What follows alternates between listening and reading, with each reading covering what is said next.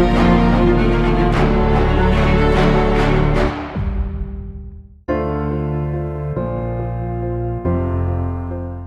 guys, it's Brooke here from the Vintage Gardener, and hello, it's my friend Christine. Hold on a second, everybody's here.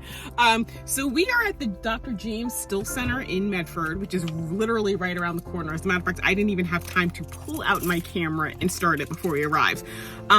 It is a historic center. I'm Dr. James Still. I'm sorry guys, I have like frosting all over my face. But he was a African-American homeopathic doctor. There was Underground Railroad activity in this area of New Jersey. As a matter of fact, the main road 541 apparently was the main route. So we are here to volunteer to do some gardening cleanup today. So stay tuned.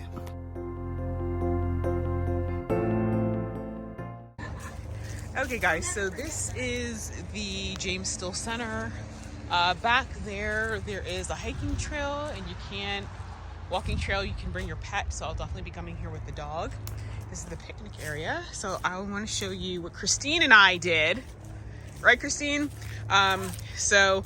We were clearing out these beds right here. I actually bought my edger and I did the edging. I'm so proud of myself. I actually had to run home to get some more stuff. So I brought my gorilla cart, so that is mine. And then I bought I have like 4 rakes out here, an edger. Where's my hori-hori? Oh, there's my hori-hori knife. All kinds of clippers, trimmers, everything. We didn't plant anything today, but that's okay. So anyway, they don't have any plants. So, once I finish planting everything and I have leftovers, I'll bring them over because they can use them.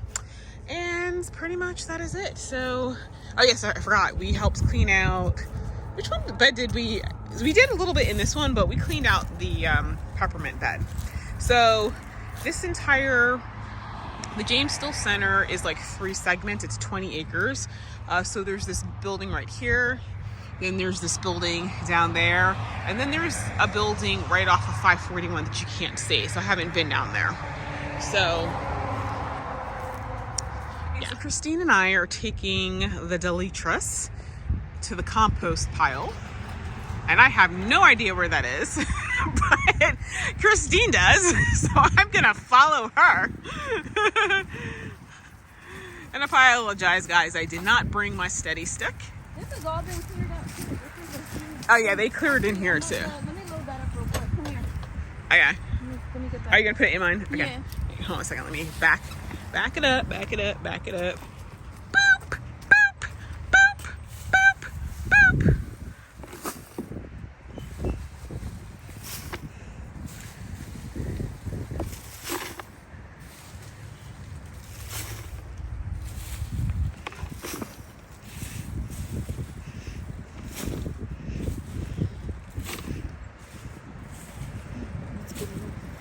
Okay, cool.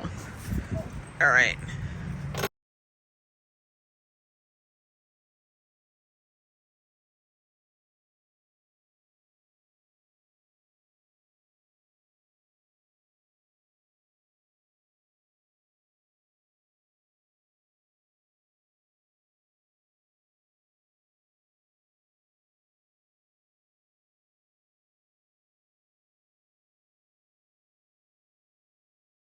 Okay, so there's my pile. So this is just their entire brush pile. So, okay. All right, let's start packing up our stuff. So we left all our stuff at the front, but I had to park down the way. So what I'm gonna do is I'm gonna go get my car and drive it down, so that, because we're not, like, I have like loppers and drills and all that other stuff. So there's no way for us to carry all this stuff. And then I'm supposed to be going to a potluck today. Sorry, Steve. It took a little longer than I thought. So I'm sure I'm going to get a message to Facebook going, what happened?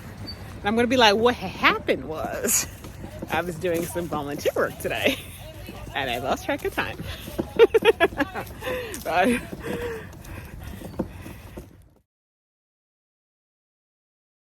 hey Hey guys, it's Brooke from The Vintage Gardener. Welcome back to my channel. So today I'm going to show you how I separate out my seedlings. I have mentioned on more than one occasion that I do not thin out my seedlings because number one, you just never know what's going to happen. You know, you could have a sudden heat wave that destroys things. I don't like to basically thin it down to like a few and then have a bunch die. The other thing is that they're actually pretty easy to separate. So let me show you how I actually do that. I actually just separated one set of plants, and I probably should have showed you that one because there were actually 7 seedlings in one little container. I actually separated all 7 out, but I pulled another plug and it's 3. So let me show you just how easy it is to do. Okay guys, so here is the seedling right here. And so what I'm gonna do is, first off, I'm gonna take the little root and just basically pull it out as much as possible. Make sure that, as you can see, this is kind of wet. Make sure that it's really good and soaked because it's gonna make this entire process easier. Now this one has, let's see, 3. Now 2 of them are big, and there's one over here that's really tiny, but that's gonna be fine because once I separate that out, it's gonna give it more space to grow. So basically, I kind of like, squeeze off a lot of the dirt. And then, let's see, where's the little one? I squeeze off a lot of the dirt, actually. And you just gently tease it apart. Now, the small one, it's easy to pull this one out because it is so little. And so here, I'm pulling it out right here. As you can see, I got the entire root. So there's a small one. So that's great, that's 1. And then with the other 2, I'm just gonna tease these apart, just gently and carefully. If you knock a lot of the dirt off, sometimes that actually does help to kind of separate the roots. And as you can see, it's coming apart pretty easily. So I now have 3 additional plants. So the nice thing about doing it this way is that you can actually sow fewer trays because you can just separate them out. So what I just do is I take my little container, put a tiny hole in it, and so especially with the little one, I just drop the root right in here and just plant the dirt, push the dirt around it. And this is tiny for right now, but give it in a couple weeks, it's gonna take off growing, and I will, and it'll be fine. So I'm just gonna do that for the rest of them. Okay, so I just put a hole in this one. Sometimes I put some of the dirt that I got out of the original thing. And basically just put a deep enough hole that you can fit all the roots in it. I try to push it down as far as possible. So even if it's, the stem is a little bit under the ground, under the dirt, that's fine. Sometimes I do tend to bury the little cotyledons. That's the first set of leaves. And just do it like that. Now, yes, does this give me a ridiculous amount of flowers? Absolutely it does. But like I said, between now and when I plant them, we could have a heat wave that, kills a bunch of them. The other thing is that, obviously I can share the plants. So if I have, too many, I can always, give some away to my local garden center. I actually did some volunteer work today at a historical site, and they're, they have a garden, and of course they could always use plants. And so they, of course were like, yeah, if you wanted to give us stuff, we'll gladly take it. So I will definitely have enough for sharing. So anyway, guys, that is it for how you do that. So I'm gonna finish this entire tray right here, and I'll come back so you can see. Actually, right now I'm doing the salmon queen. So once I finish doing all the salmon queen, I'll come back and tell you, once I separated everything out, how many plants I actually got. So, but just for the fun of it, I'll just do a little bit of a time elapse right now, just so you guys can see me do it a couple of times.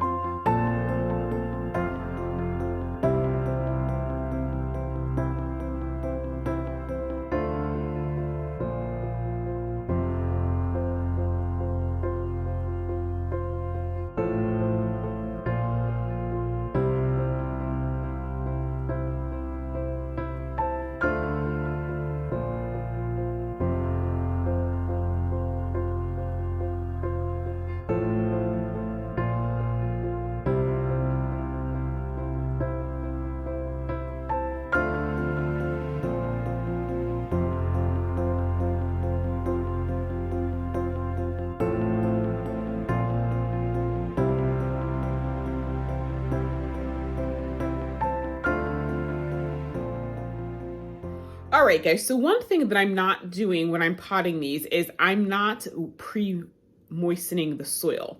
The reason I'm doing that is that I have been messing around with the roots, and so especially when you're transplanting something as small as this, I need to make sure that I'm giving it some sort of root supplement so they don't have transplant shock.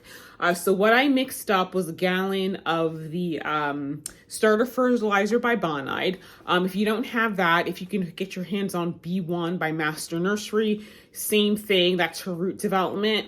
What I'm doing is I'm sitting the plants in an empty tray, like, you know, the seedling trays, like when you're starting seeds, you put them inside of a different container. And so basically I'm putting water in there, plus I'm using that water to dilute the fertilizer, and I just let it wick up the water.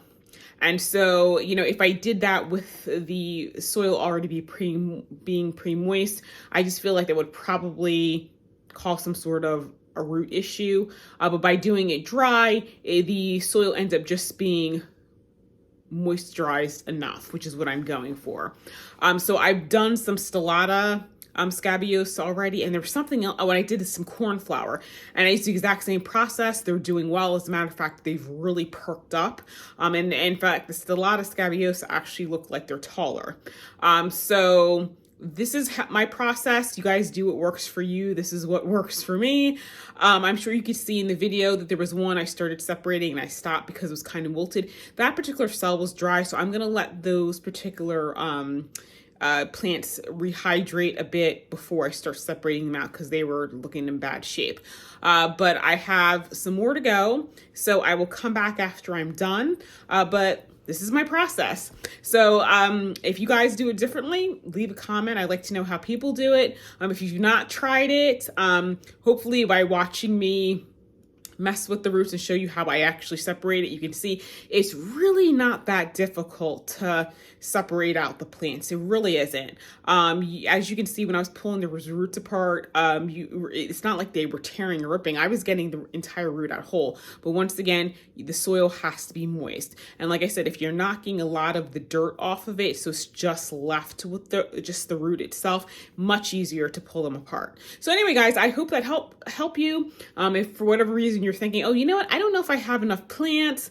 If you don't really feel like, listen, I don't like thinning, but you know, but if you're thinking, okay, you know what, something happened, I lost a bunch of plants, but I have some that've got more than one in it, now you know what you do. You don't have to thin them. You can just separate them out and have a lot more planting. So anyway, guys, thank you so much for watching. I will see you in the next video. Actually, I take that back. When I finish, I'll come back and then I'll say goodbye to you. Okay, guys, so I just finished doing the salmon queen. So that's half the tray. And so it was 32 cells total. No, actually 24.